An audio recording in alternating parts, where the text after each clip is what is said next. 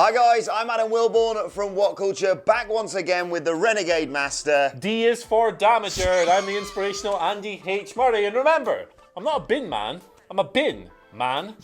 Coming up, as my boy Titus says, make it a win, but I've got an update on Aleister Black and Shin. I like Naomi and she likes to glow, and I've got news on a new WWE show. I'm Ginger, he's bald, that's a fact, but someone has just signed a new 5-year contract. I don't like the Titanic, I prefer newer ships. But I've got an update on Raw's viewership. As my boy Andrade says, keep it tranquilo.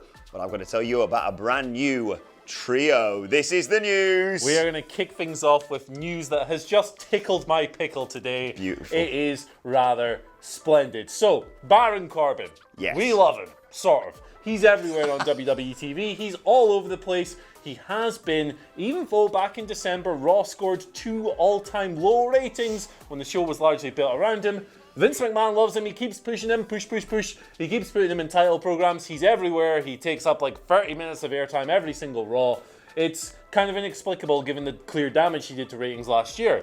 Do you want to know the real reason why this is? I genuinely couldn't believe this when I read it. So it's not because he's tall. It's not because he gets heat.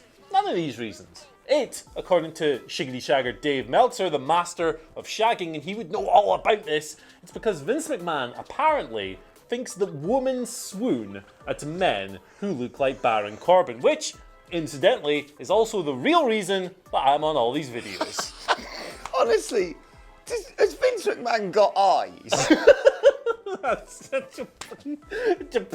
I mean, to be fair, he looks a lot better now than he did when he had that stupid receder. We all saw that photo that did the rounds the other day of him on Squared Circle with his massive arms. Yeah. I get that. Look, he looks great apart from his weird belly with a face on it, which I've got a similar problem. But yeah, brother. But what?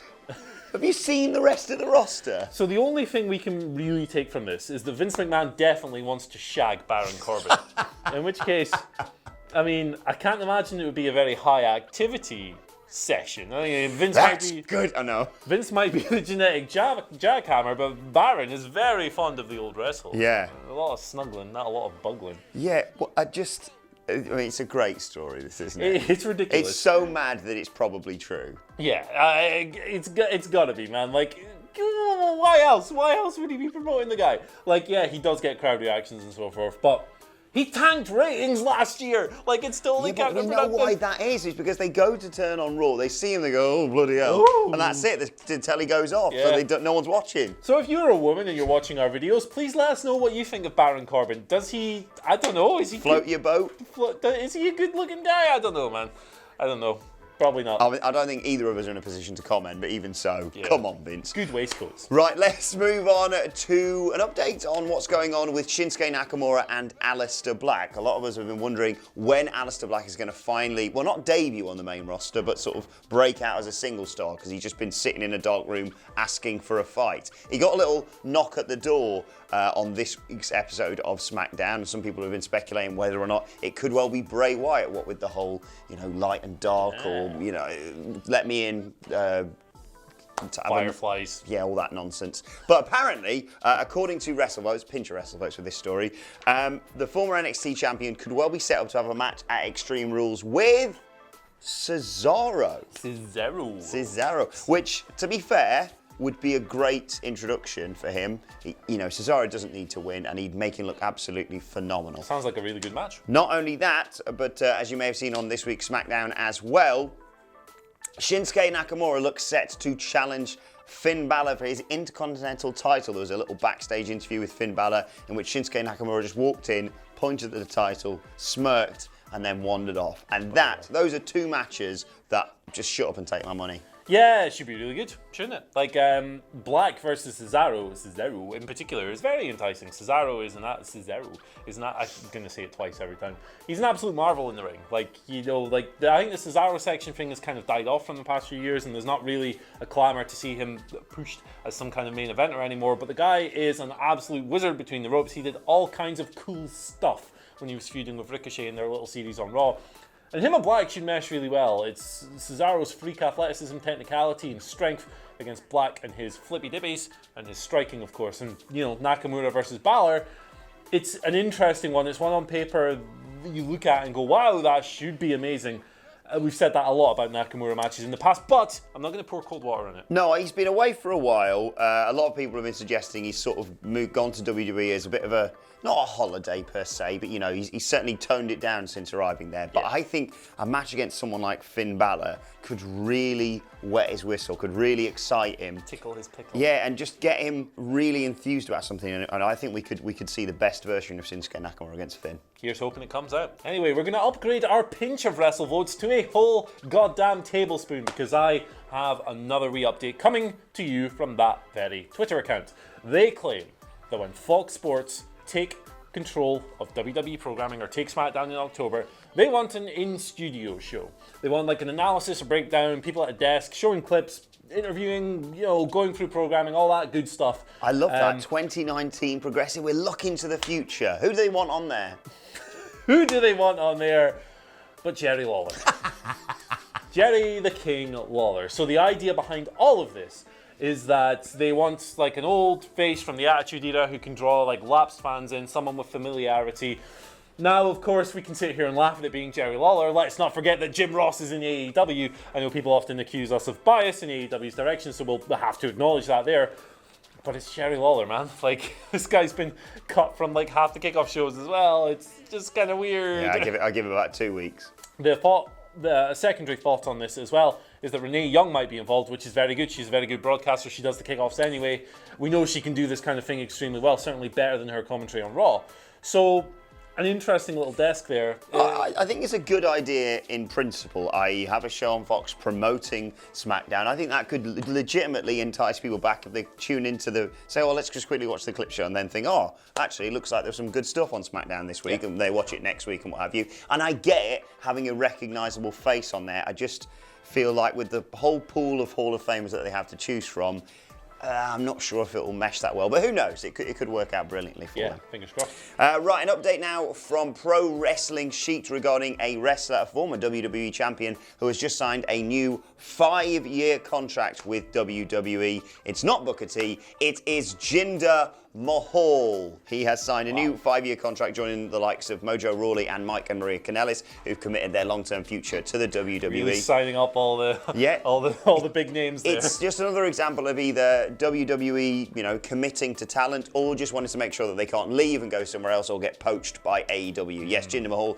has signed a new 5-year contract. Of course, recently he's been involved in the 24/7 championship chase.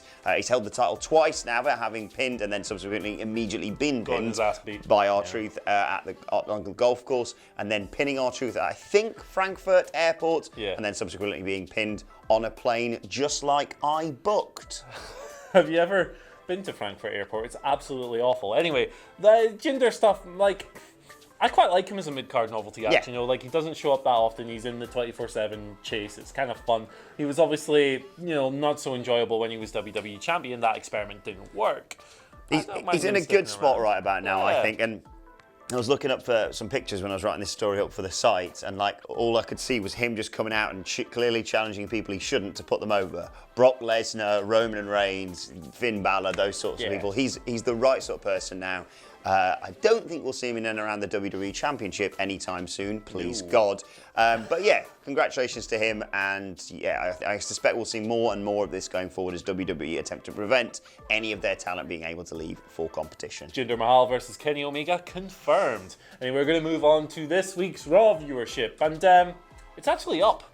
Which is interesting. Maybe that's what it was. No one turned up to Raw because they were sat at home watching it. Well, so the numbers are, we have the viewership up to 2.275 million after Stomping Grounds. It's an increase of the previous week on 1.8%.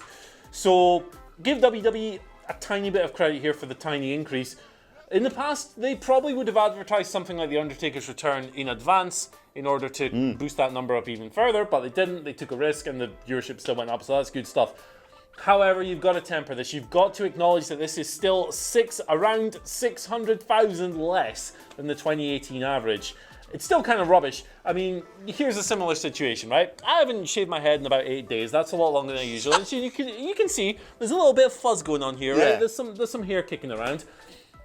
that is boasting about this Raw rating increasing is like me coming out and saying, look at me, my hair's back, I've got lots of hair. No, I'm still a baldy bugger. It's still crap. Yeah.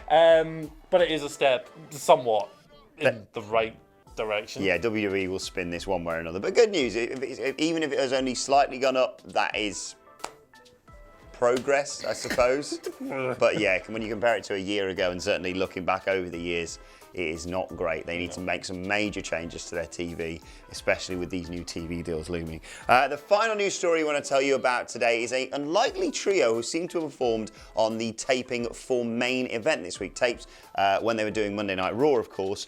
A weird combo, but I'm kind of into it. This has been all over Squared Circle this morning. The new trio is Cesaro, EC3 and Robert Roode. They teamed up on Main Event to take on and ultimately beat the Lucha House Party. Now, none of them have really got anything going on. Obviously, we just mentioned Cesaro may well be fighting Aleister Black at Extreme Rules, but the other two, Robert Roode, who has got that magnificent moustache and the reinvention, and we thought, oh, what are they going to do with him?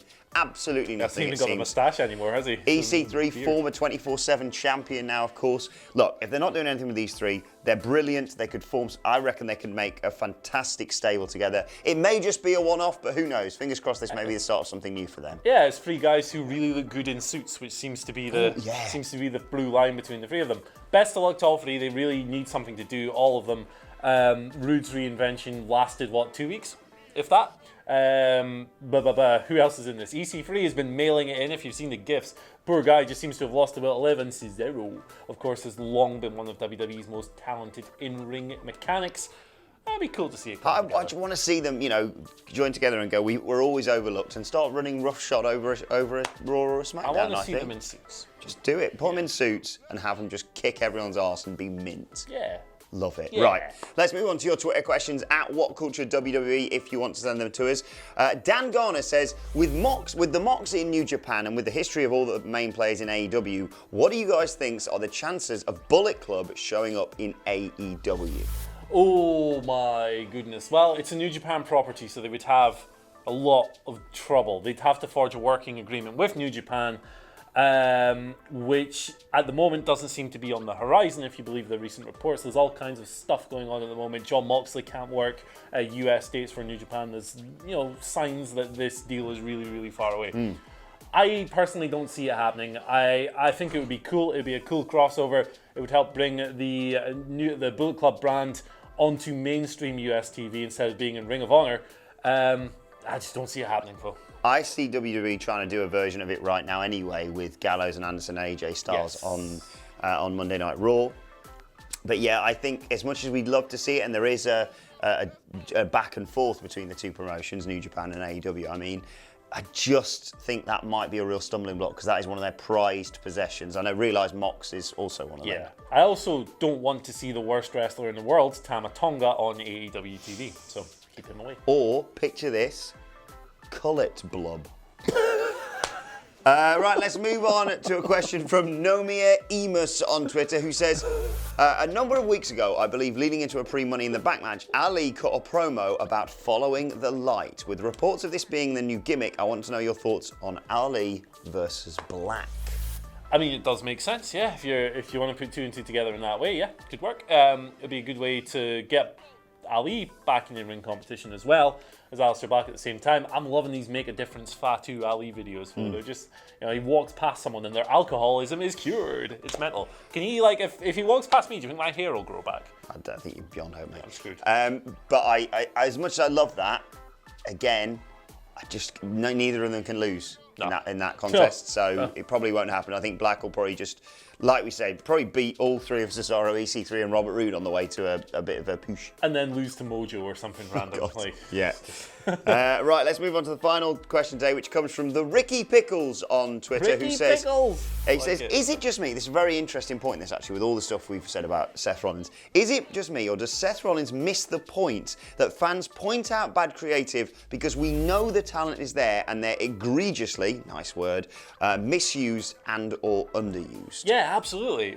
He's totally got the wrong end of the stick with the whole thing. Now, I don't want to dive too much into it because the weird and wonderful and very handsome Adam Cleo will have a full breakdown of this later. But yes, Couldn't agree more. Seth Rollins is way wide of the mark. He points out in his interview how hard they work and how many matches they wrestle, and yeah, like they absolutely do. Everyone acknowledges that. The company prioritise that over like 5-star matches, Yes. don't they? Yes, they do. And that's kind of the problem. Look, we're not shooting on them because we think wrestlers are crap. We like the personification of this is Roman Reigns. We got really pissed off with Roman prior to his unfortunate departure for a while and his magnificent comeback, purely because of the way they handled him. He clearly wanted to have a bit of an edge to his character and they just wouldn't let him. Yeah. He's not a bad wrestler. He was just treated badly and now they're booking him well. Everyone can enjoy it properly, and that applies to the majority of the WWE roster. Yeah, absolutely. We just need to acknowledge that because a lot of the things that people dislike Roman Reigns, for example, about have nothing to do with Roman Reigns, and as long as we can acknowledge that, then we can look at what Seth has said and say, you're out to lunch, brother. Of course, there are exceptions, Nia Jax and Tamina. Right, let's move on to today's and finally, and WWE are going to Singapore in the next few days. Nice. Exciting times. Get some Julians. Exciting times for them. One little tip, because we know WWE watches these videos, one little tip for them might be an idea, saw this on Reddit Squared Circle today, to update the poster advertising it. You see, you've got CM Punk on there, right? I doubt he'll be at the show. You've got Edge. I love him, but he definitely can't wrestle. Dave Bautista, he retired, and Chris Jericho, yeah. Wow. Might be. I'd suggest if you're going to the Singapore show, don't get your hopes up. Either that or this is the next Saudi show in the making. I was about to say, do you think that when the Saudi prince requested the Ultimate Warrior, that he was looking at a poster like this? Come on, WWE, get your crap together, man. Yeah, sort yourselves out. Right, let us know your thoughts on that and all of today's news stories in the comment section below. And don't forget to like, share, and subscribe. And you can send us Twitter questions at WhatCultureWWE. Whilst you're there, follow both of us. You can follow him at Andy H. Murray. The H stands for holy. You can follow me at Adam Wilborn. You can follow us all at WhatCultureWWE. My thanks to Andy Murray. Thank you for watching, and we will see you soon.